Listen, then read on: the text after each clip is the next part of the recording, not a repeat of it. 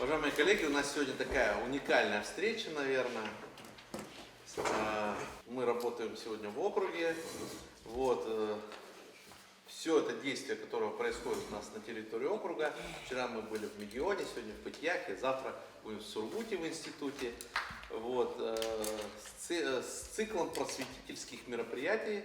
И, собственно, возглавляет этот цикл Фархат Абдурахманович Патиев, член Совета при президенте по межнациональным отношениям, входит в комиссию по духовно-нравственному и патриотическому воспитанию детей и молодежи Совета при президенте и возглавляет один из сопредседателей Федеральной национальной культурной автономии курдов России.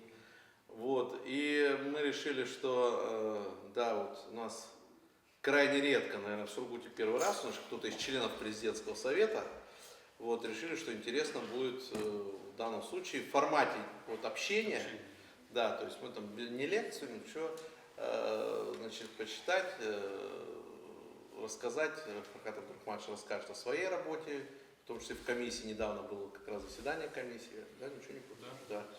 Вообще, как работает совет при президенте, и будут вопросы, чтобы мы могли обсудить и понять, что мы в ту ли сторону мы все вместе идем, что нам вместе сделать. У меня единственное, прежде чем мы начнем, нам сказали, что было совещание по форуму народного единства, да, национального, как он называется, национального единства. Мне так интересно, только срочно он проводится, что вообще планируется. Я скажу сразу, я предложил, не знаю, поддержит или нет, но с 22 года в Сургуте, например, совместно с автономией, региональной автономией Башкир, проводили еще в 22 году, с начала СВО, подняли тему национальных воинских частей. И я хочу сказать, я недавно выступал, готовил материал, такая забытая страница истории, я прямо с собой даже взял конспектик. У нас вообще практически об этом не говорят. Я сейчас позвоню, скажу, я протестировал, общественники поддержат или не поддерживают. У нас было решение о создании 47 национальных воинских подразделений. Не все, скажем так, дошли, 13 было расформировано в силу разных причин. Например, башкирская была 112-я дивизия и 113-я. 113-ю нужно было быстрее на фронт выдвигать, не успели доформировать, ее расформировали и передали личный состав 112-ю, укомплектовали, прошла, на понимание, башкирская дивизия дошла, скажу важно, в 43-м году даже некоторые башкиры, без обид только башкиры, спрашиваю, я смотрел тут, так по дурачка, раз в 43-м году и пропала дивизия из сводок. У нас две национальных части получили звание гвардейских. В том числе 112-я башкирская кавалерийская дивизия получила наименование, почетное наименование 16-я гвардейская Черниговская, они Чернигов освобождали. Если кто знаком с ситуацией на Ближнем Востоке, а мы народ из Ближнего Востока и Анатолии, то вы наверняка знаете, что мужчины и женщины у нас там всегда на передовой, всегда на равных. Поэтому во всех органах местного самоуправления, органах регионального управления всегда присутствует такое двуначалие. Сейчас в сирийском Курдистане, например, мэров 2, мужчина и женщина, руководитель правительства 2, то есть не может быть один премьер-министр, их 2 министра.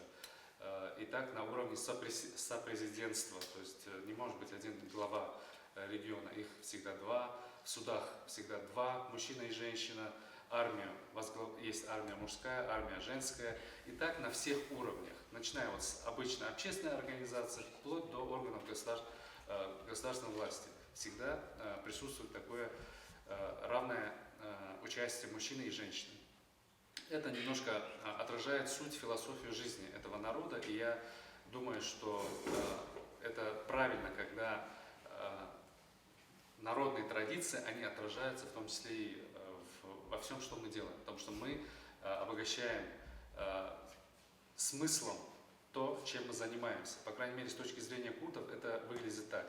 Для нашего народа на Ближнем Востоке, я сперва возьму этот момент, быть в окружении идеи, которая очень сильно унижает женщину, представляете, да, Ближний Восток, мусульманский мир, 60% курдов исповедуют ислам, но вместе с тем сохраняют свои древние традиции игрования, где женщине уделяется особое внимание. Поэтому это восприятие немного было какое-то время непонятно нашим соседям, туркам, арабам, персам и так далее. Но со временем все меняется. И если раньше непонимание доходило до конфликта, но благодаря усилиям и действиям, предпринимаемым курдскими руководителями и представителями курдских движений, организаций, почему я это говорю? Потому что от вас многое зависит. Можно поменять сознание людей, поменять сознание даже своих соседей. И сегодня удалось создать такую систему, когда на равных началах во всех органах управления, во всех общественных движениях, молодежных движениях в равной степени представлены представители всех национальностей. Даже те, которые какое-то время считались враждебными. Те же турки, арабы, персы, туркмены, представители разных народов, которые проживают в этом регионе.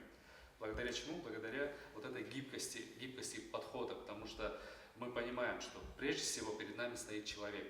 Да, у него есть свои особенности, да, у него свои какие-то национальные черты, какие-то религиозные взгляды, убеждения, но прежде всего он человек. Как люди мы все едины.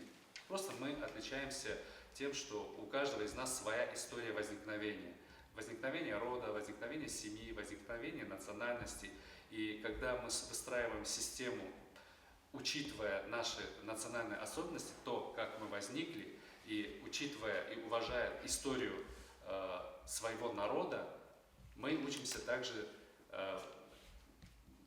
вырабатывать такой же подход, такое же отношение к истории других народов. Раньше было немыслимо, что арабская женщина может взять оружие и вместе с курдской женщиной защищать свою родину от каких-то боевиков, радикальных исламистов. Это было невозможно себе представить, но сегодня выстроена такая модель отношений, когда арабская женщина берет в руки оружие и защищает свою родину.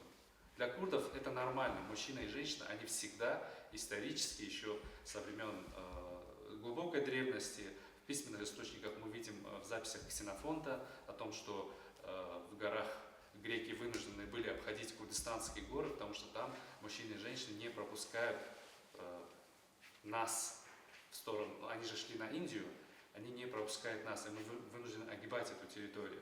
То есть это такая получилась национальная черта.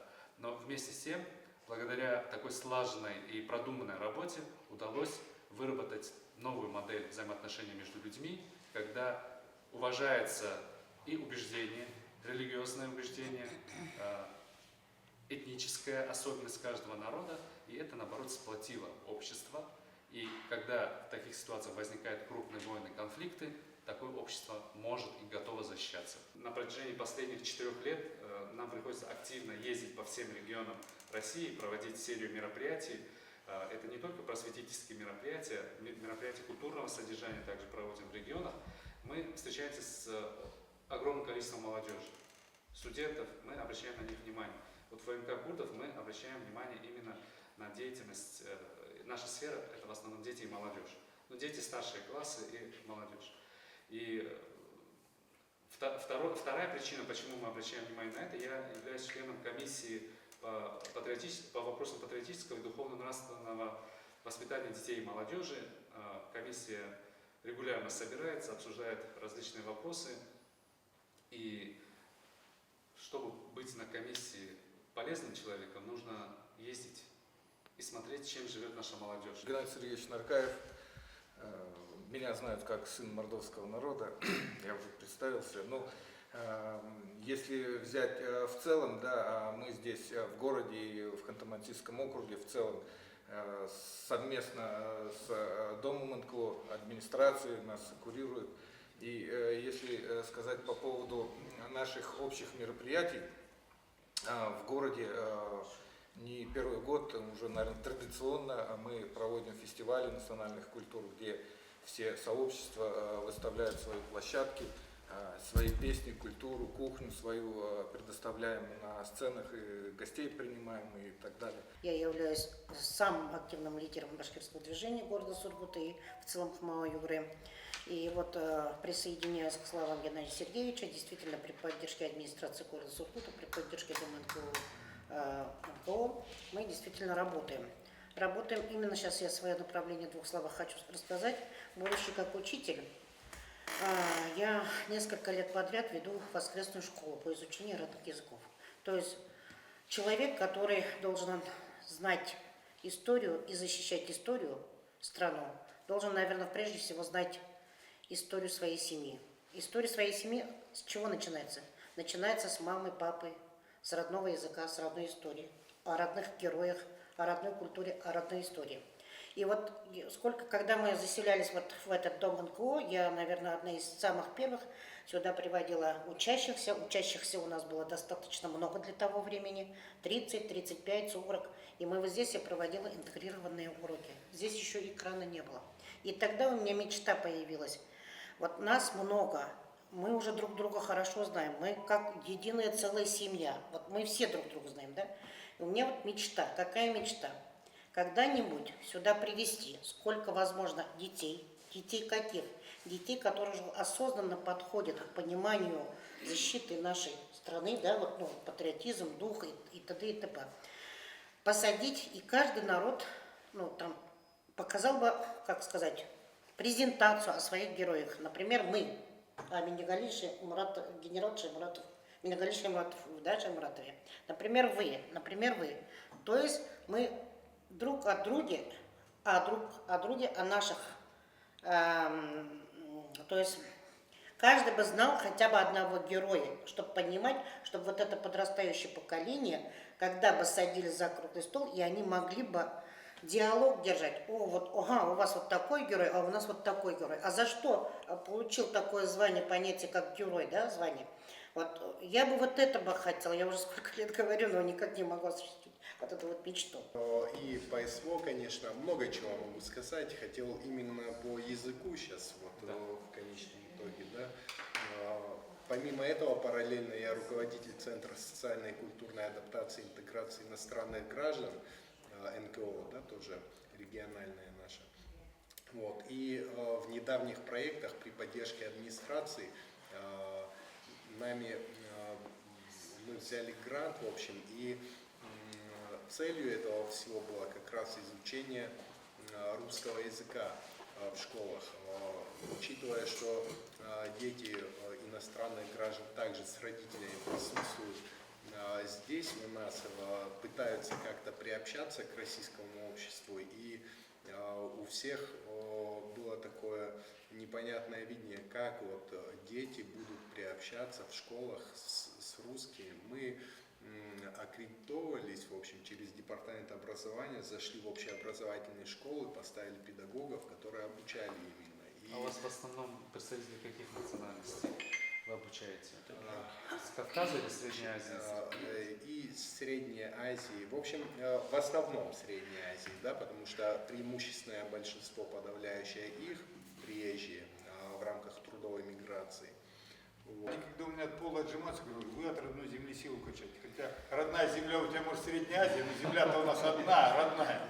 Так вот, наш фестиваль «Краса наций», когда девушки вышли, показали костюм народный, к нашей красавице подходят, говорят, а это чей костюм? Ну, русский, народный, то есть одной из губерний. И когда мы начинаем к родной культуре внимание уделять немножко, и у детей загорается огонек, когда читаешь сказку. Я студентам сказки читаю иногда. Парню обещал ингушскую сказку прочитать. Я говорю, я тебе ингушскую принесу и прочитаем вместе, обсудим. Там можно русскую, можно армянскую.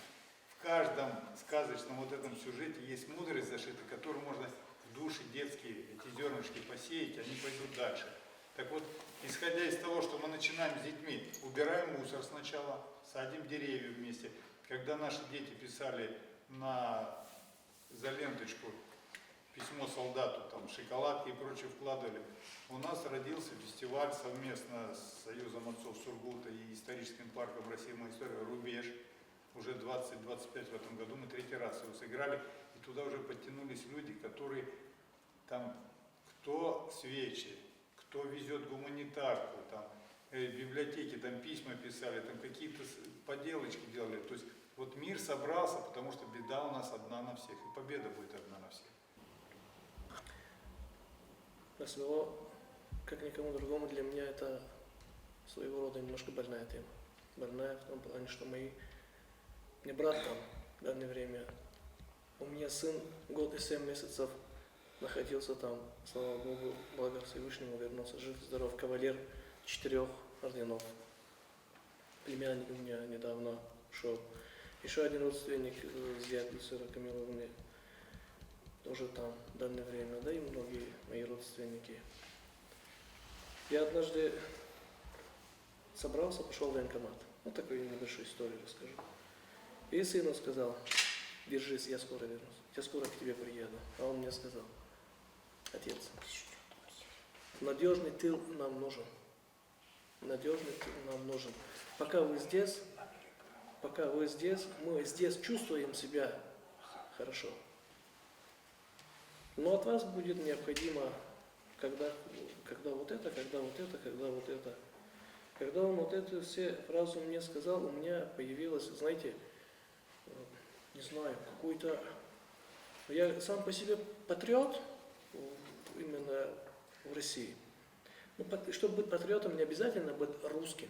Никого не хочу обидеть, но патриот тоже бывает, как бы ты таджик, но ты патриот России. Ты живешь здесь, потому что это твой дом. Я сегодня замечание сделал, мы были в этом самом, такие все правильные представители Кавказа, про традиции. Это в любой стране. Я в Узбекистане был, то же самое молодежь. Уже все не так. И в Киргизии то же самое, уже все не так. Только это слова красивые про традиции. Девочка со мной разговаривает, я говорю: вы тут мне про традиции говорили. Ну, у нас же у любого народа здесь сидящего, со старшим-то, сидя-то говорить неприлично. Девочка встала. Но мы же так сегодня не делаем. А традиция у кого? У русских такая традиция уважать старших? Да, башкир такая, татар так, у всех такая вот народу. А сами-то не приучают, и их не приучают. Вот если мы договорились, что мы с молодежью работаем, то говорим: ребята, здесь у нас национальная традиция. Собираемся вместе с молодежью, но договариваемся так. Вот традиция у всех, у курдов, у таджиков, у всех традиция уважать старших. И мы говорим: вы знаете, традиция вот такая-то, такая-то. Но мы тогда требуем уважения этой традиции. Вы не поверите, этот эксперимент ставил на Кавказе. Молодежь становится взрослой, начинает слушать, и она сразу становится другой.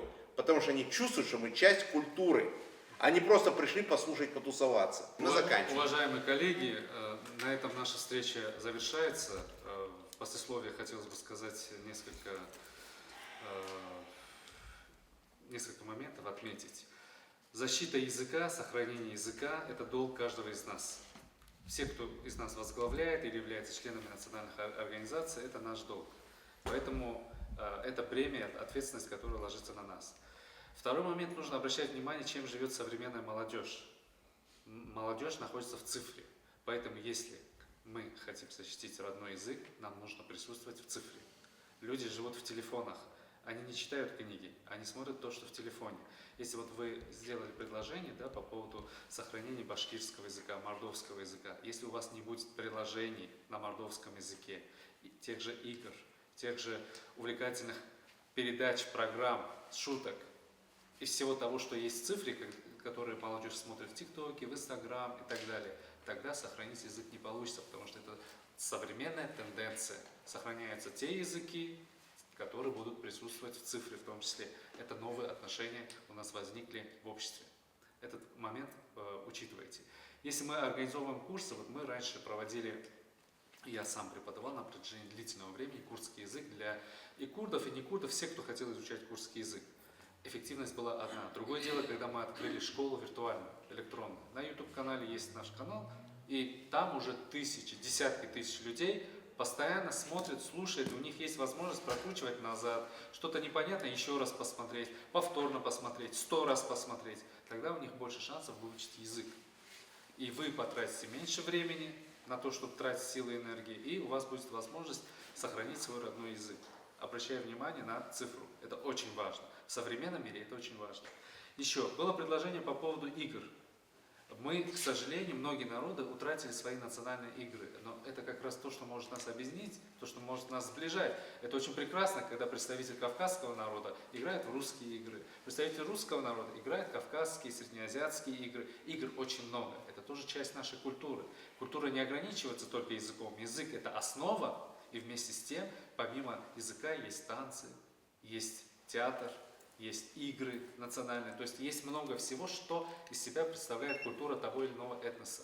Нельзя сохранить этнос, только опираясь на какой-то один элемент. В единстве наша сила, это не просто так сказано, это не красивая фраза. Сейчас это очень своевременно нам создавать какие-то совместные проекты, объединять свои усилия, чтобы достичь более результативного, чего-то более результативного. Таким образом повлиять. Если мы зажжем в сердцах людей, молодежи искорку жизни, поверьте, она будет распространяться и дальше. Один потянет другого. Почему мы работаем с молодежью? Мы хотим разжечь в них искорку веры в себя, в свое будущее своего народа, чтобы люди понимали, куда они идут. Вот сегодня, Андрей Николаевич, да, я задал вопрос студентам. Кто из вас хоть раз в жизни говорил, что жизнь имеет смысл? Представляете, как минимум 15 человек подняли руки, они признали, что жизнь для них бессмысленна. Это разве Это хорошо? те, кто признался. Это те, кто поднял признался. руку, не побоялся. Это трагедия. На самом деле это трагедия. Если наша молодежь считает, что жизнь бессмысленна, значит плохо. И был вопрос, кто из вас поставил перед собой четкую цель и знает, что ему делать? Примерно столько же. То есть, представляете, половина на половину. Но есть те воздержавшиеся, которые не подняли руки. То есть среди нас всегда есть те, которые заводят, энергичные, верящие в себя и предпринимающие действия, и есть те, которые пассивны, они не знают, что делать. Так те, которых есть искорка, должны помочь тем, которые не знают, что делать. Часто общественники – это те люди, у которых есть искра жизни, в сознании, в сердце, потому что они тратят свою жизнь, свое время на что-то благое для других людей. И это заслуживает само вот это действие, само существование такого института, как общественная организация, и людей, которые участвуют в общественной деятельности, это заслуживает огромного уважения. Это не просто слова, это действительность. Об этом нужно говорить, но это не общественнику нужно самому говорить. Это нужно везде объяснять людям, что эти люди жертвуют своим временем. И недавно прозвучала фраза, которую я, наверное, буду еще долго упоминать, что как живешь, Как жизнь. как жизнь Сокращается. сокращается. Это в миллионе Время- от нашего коллеги мы Вот. вчера услышали. Очень интересная фраза, жизнь сокращается. Надо запомнить. У нас у Нам каждого, очень понравилось. Да, мне очень понравилось. Нам с каждым днем остается все меньше и меньше жить. Вопрос в том, как мы живем, что мы создаем, что мы хотим после себя оставить. Те народы, которые думают о том, что они хотят оставить, у них всегда великое будущее. Те народы, которые не знают прошлого и не думают о будущем, они все ассимилируются и исчезнут. Так давайте мы пожелаем вам, чтобы мы знали свое прошлое и думали о будущем. Не одно поколение, а множество поколений. Можно чуть-чуть добавить. А мы все думаем, что мы пишем черновики, а нет. А мы на самом деле живем. На самом деле мы пишем историю. И даже И наша переписать сегодняшняя встреча, у нас да, не будет да, возможности. и даже наша сегодняшняя встреча – это часть истории нашей жизни. Каждого из нас. Любой прожитый день, он не должен быть прожит зря. Каждый вечер, засыпая, нужно думать, а как я прожил сегодняшний день? Ведь мне же осталось жить еще меньше. Если мы будем философски смотреть на жизнь, тогда успех нам гарантирован. Спасибо большое, коллеги.